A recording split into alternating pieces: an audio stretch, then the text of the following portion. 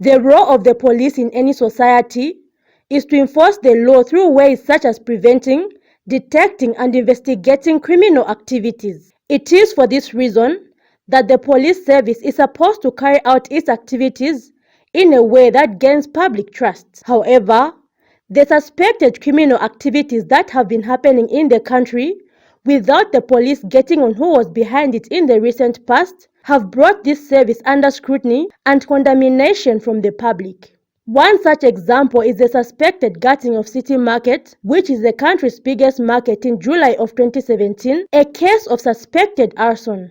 To date, the police have not given a report on who was behind the incident. In July 2018, Wuteko Market in Mufulira district on the Copper Belt went down in flames in a similar manner, and it was suspected that the people who were behind the gutting of City Market were the same ones who burnt down Wuteko Market. There has not been a report on this either to date. February 2020, Zambia experienced a series of suspected gassing incidents, and suspects were burnt to death by hordes of angry mobs. Stakeholders such as Republican Vice President Inonge Wina, during the Vice President's question time in Parliament, came forward, stating that government had some leads on who was behind the gassing. Patriotic Front Vice Chairperson for Mobilization Geoffrey Mwamba also claimed to have information on who was behind the gassing incidents, stating that he had been aware of the plan for 5 years. With all these potential leads, the nation is still unaware on who was behind these activities, as there has been no report from police on the same. December 2020,